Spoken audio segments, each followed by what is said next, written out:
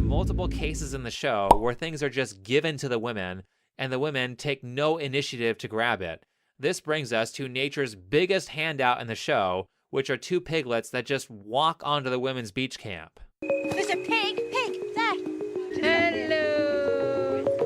All they've eaten in a week are a few handfuls of yucca and coconut. We've got two of the cutest little piglets here. Their little tails wag like dogs, they're so cute. Everything that moves on that island really should be seen as a potential source of food, and that includes the pigs. Oh, you're so cute. Come here, Sage. Onion. Keep in mind that these women have basically had no food for over a week, and they are in a situation where they could die of starvation. It's not just that, but also the fact that you get weak when you don't eat after a few days, which makes every activity more and more dangerous. With that said, instead of turning those pigs into food, they befriend them. They sleep with the pigs, they feed the pigs, they comb the pigs' hair, they turn them into pets and name them Sage and Onion. They pretty much do everything with the pigs except eat them. Then, even worse, they determine that the beach that they were on wasn't that great, so they move to another beach and they leave the pigs at the old beach. Bye, Sage. Bye, Onion. Look at us. We look like survivors.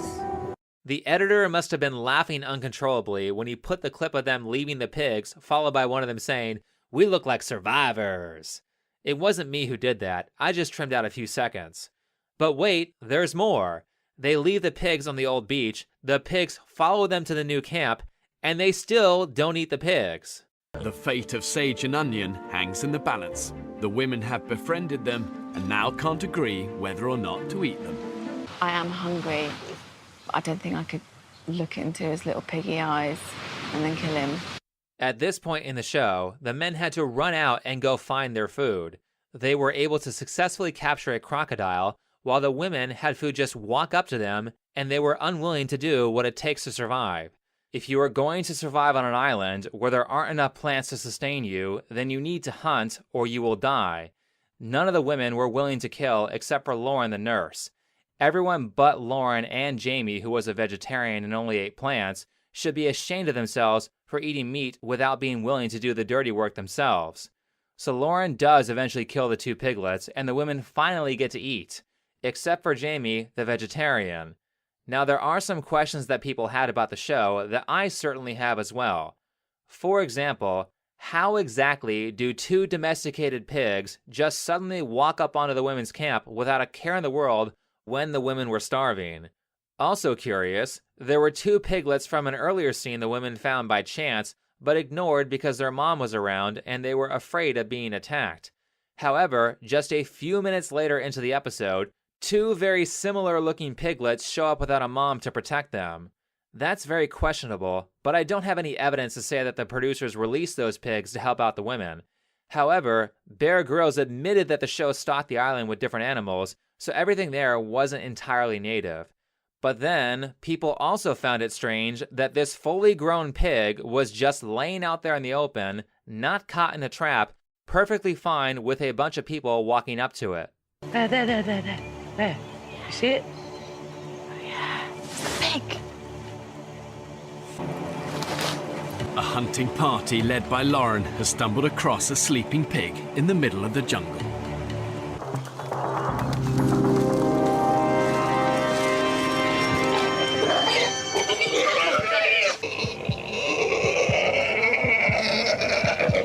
People were saying that the pig was drugged, and that's why the women were able to catch it.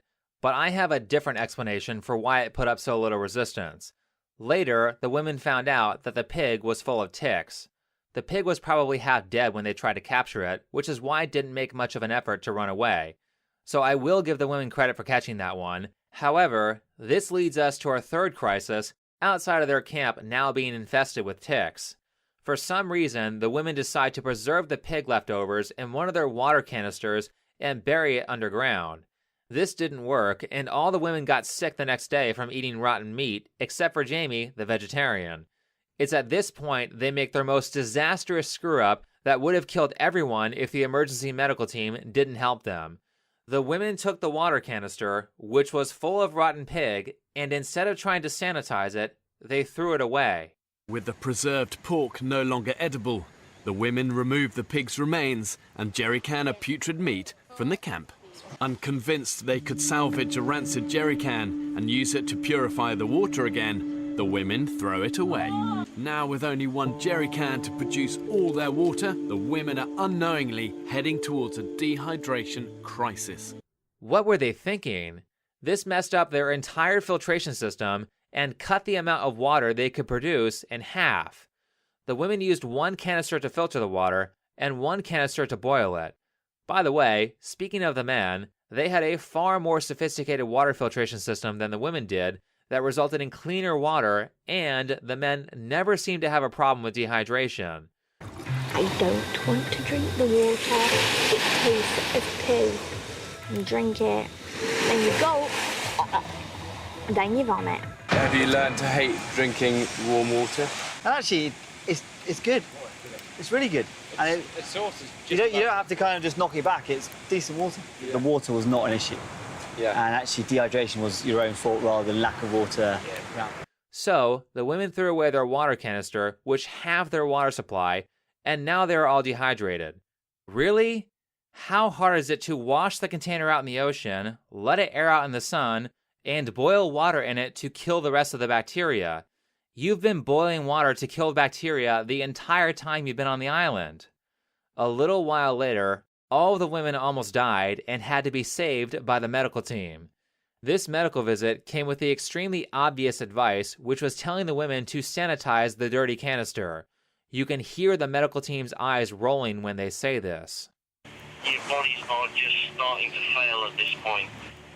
Now, there's no easy way to say this. I'm teetering right on the brink Of pulling you all off the island for medical reasons, over. The solution is Use the other jerry can. I can't say it any other way.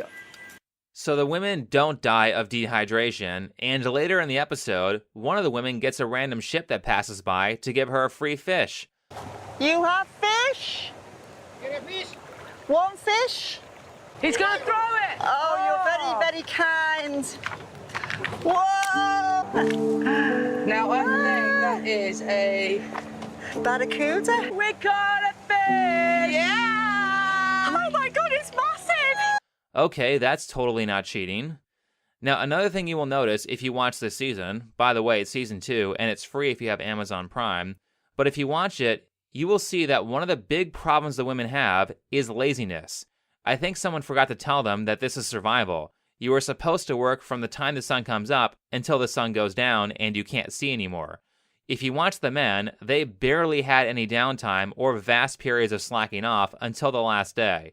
But with the women, Bear's first perception of them was that they were too busy chatting instead of moving forward. You know, it's 4 o'clock. It's going to get dark here in a couple of hours.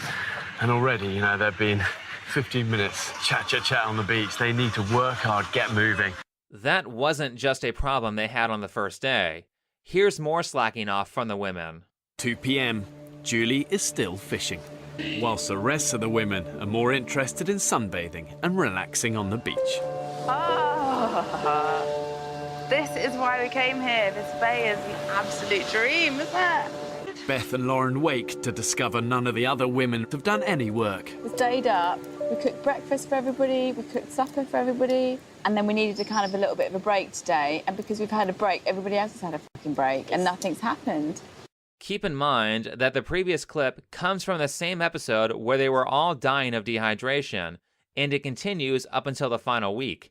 Here is Belinda, the doctor, splashing around in the water with Jamie instead of working when everyone is starving and dehydrated. While the rest of the group toil away on the bed shelter, Jamie and Belinda decide to take the afternoon off. After watching the show, my thought was that they wouldn't have had half of the problems they did if they just worked harder. That, and my final point, which was that there was zero leadership on the women's island whatsoever.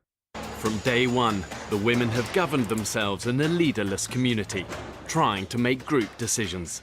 What, was there not enough wood? Have you ran out of wood now? We ran out of wood last night and everyone went You're to joking. There's no leader. Not one person rules the roost. We work collectively. So if, say, I want to go foraging, I don't have to be told to go foraging. I'm going to go foraging. All the decisions we've made thus far have been made collaboratively. We've not needed to conform to a system where there's a leader. So how's that working for you? My understanding is that you have all almost died twice. As I said, being independent and doing whatever you want is a luxury afforded to you by living in a first world country. You need leadership and you need someone to set goals for the group. Even if those goals aren't that great, it's better that you're working towards something rather than working towards nothing. And of course, lesser goals can always be tossed out as better ones are found. However, the women were rather good at doing nothing, partially because they had no direction, and they should have decided on a leader right away. Both the men and the women failed to do that within the first few days. As for the men, although it wasn't really talked about, I believe they eventually established Will, the guy who ruptured a tendon and had to be evacuated, as their leader. Leaders decide on goals, and you need to have a goal to run a functioning group. You need to have goals to run a functioning life. You can't just follow your bliss and only forage when you want to forage. Survival and success are about getting yourself to do a bunch of things you don't want to do, not about doing whatever you want when it's convenient for you to do so. The second thing leaders do, especially if they are smart, is divide labor so that people are set in the roles they are best at. You have 14 people, but you don't need 14 fishers. Someone has to fish, someone has to collect water, someone has to keep the fire alive, and someone has to build shelter. It's up to the leader to decide who is best to handle those jobs. Last, leaders are there to handle conflict and ensure people get along. Conflict will kill a group, which surprisingly was pretty well displayed in the first episode of The Men's Island, as it caused one of their very useful builders to leave. Remember, I did say the men had their struggles too, though conflict was a pretty big problem on the women's island as well. Eventually, the women come to their senses and make Lauren the leader. To me, Lauren was the clear choice because she says things like this. I will not let people see that I'm feeling just as weak as them, because I actually feel like some people need strength in other people to keep them going, and I'm determined to be that person. Personally, I think this is one of the few good decisions that the women made. A leader is the person who goes first. That's why it's called a leader, they lead. Lauren was the first to kill an animal so they could all eat when no one else wanted to. Actually, outside of a few fish at the very end, I don't remember any of the women except for Lauren killing anything for food.